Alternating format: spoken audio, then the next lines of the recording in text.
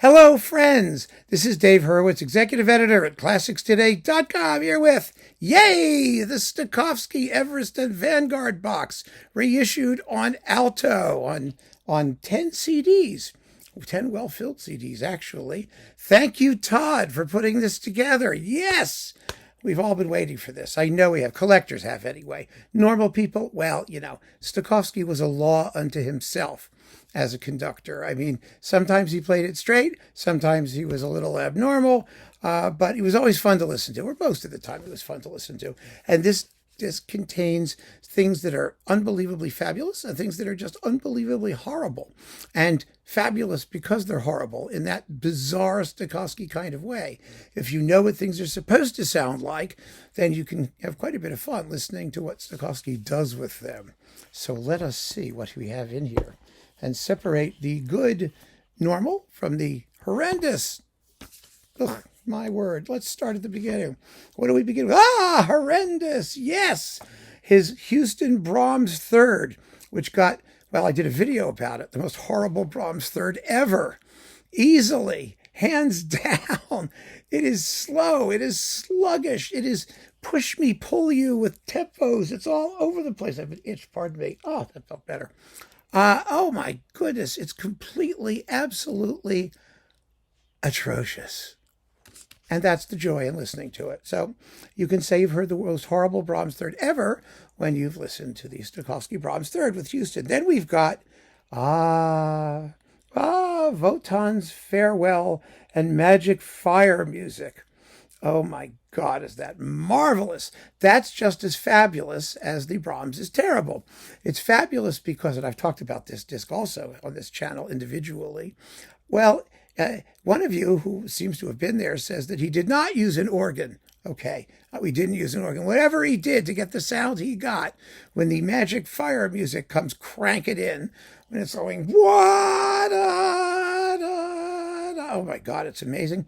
And then you've got harps, hundreds of harps. It seems like Wagner wrote for 6 of them, but I mean, this is like Harp City.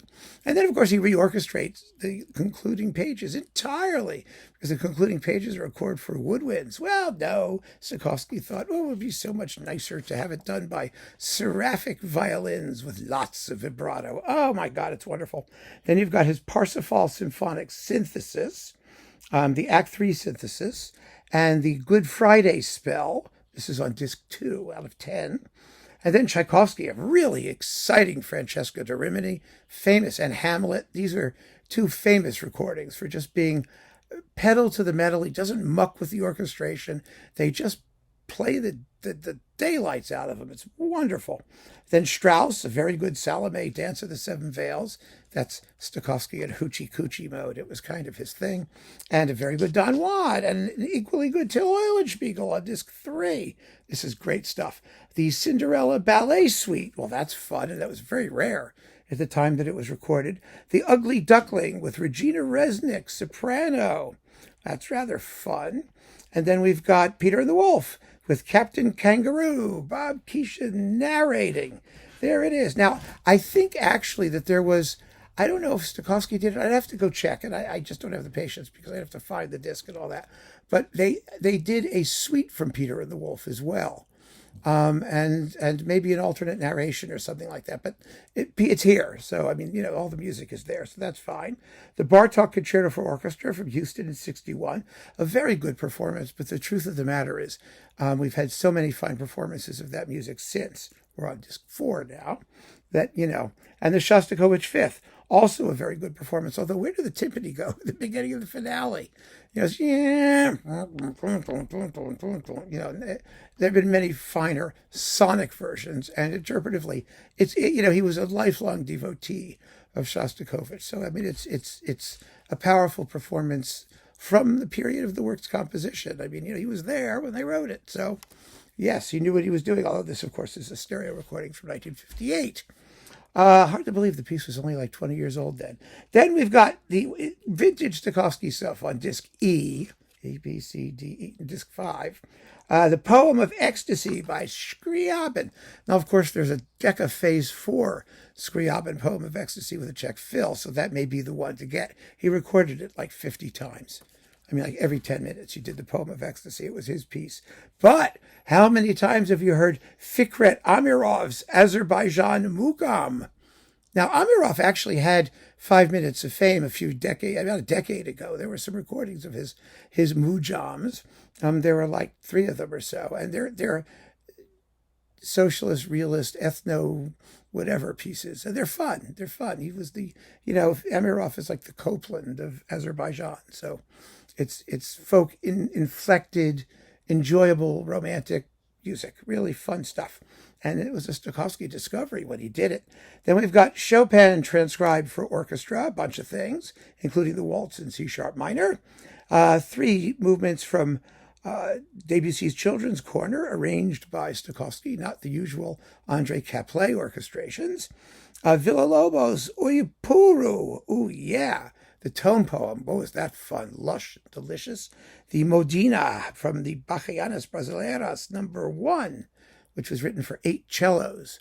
It's also just gorgeously fun. Finally, on disc F, the last of the Everest titles, Thomas Canning's Fantasy on a Hymn Tune by Justin Morgan for double string quartet and string orchestra.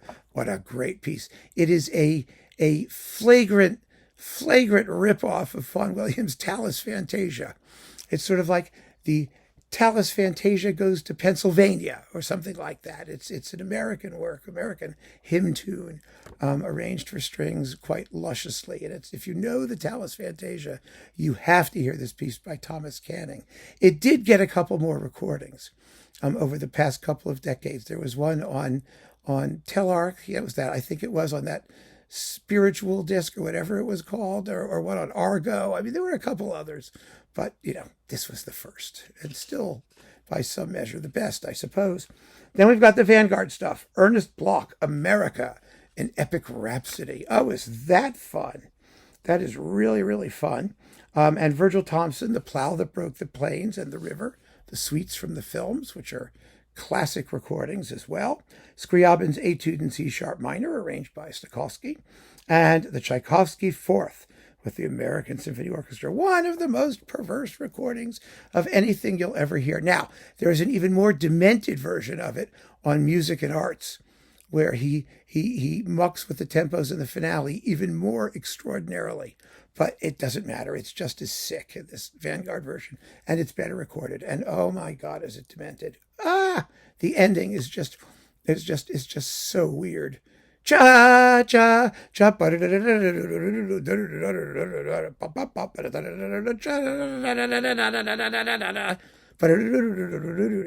can do the whole thing.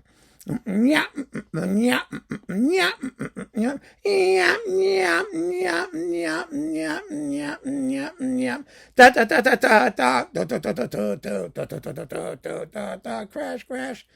Bum ba ba ba bum ba. Dun dun dun dun dun dun. You just can't believe it. You absolutely have to hear it. Then we've got Stravinsky, Soldier's Tale, with Madeleine Millot doing the narration, and Jean-Pierre Aumont, the soldier, and Marshall Singer as the devil. And it's a fabulous performance. Just fabulous. It's got really great soloists and people like this. With Julius Levine, double bass, and like all sorts of other famous people. It's just wonderful. Charles Russo, clarinet, Theodore Weiss, trumpet, Gerald Tarek, violin. It's great. And, the thing about contemporary music is that when Stokowski got new things, he often would just play them straight, really well and straight, and top notch. He didn't mess around too much, but if it was of a certain style, a certain romantic style, he would go completely crazy, and that's what makes him so much fun. Then we've got from In Dulce Jubilo, from Baroque In Dulce Jubilo, Bach, Vivaldi, and Corelli doing things, arranged by Peter Schickele. Some of these things, look at that, in his pre-PDQ Bach phase. Then we've got disc I, Vivaldi and Corelli. Okay, Vivaldi Concerto Grosso, Opus 3, number 1. That's from L'Estro Armonico. And Corelli's Concerto Grosso in G minor. the Christmas Concerto. And then, last but not least, Mozart's Grand Partita with wind players of the American Symphony Orchestra. Another wonderful recording. You're not going to believe it's Stokowski. Oh, it just sounds great. It somehow has a richness and fruitiness to the woodwind sonori that it's Stokowski somehow in a way, even though it's not strings. But it's a beautiful performance of that. And then we've got this bonus disc, disc 10, 80 minutes, called Legendary Stokowski from Other Labels. It seems to be, looking at it from me, looking at what you have here, the Swan of Twinella, Finlandia, the Barber Adagio, Vaughan Williams Scherzo from Symphony No. 8, Debussy Clair de Lune, Afternoon of a Faun. This looks like it was all capital EMI stuff. I could be wrong, but that's where I think it came from. And there's some Bach transcriptions and other excerpts of things, but it doesn't say exactly where that came from here, whereas all the other stuff is Everest and Vanguard, and that's just other labels. Possibly public domain, doesn't matter, sounds great, love it. The price is right, it's inexpensive, it's really fantastic. If you've been waiting for this, get it.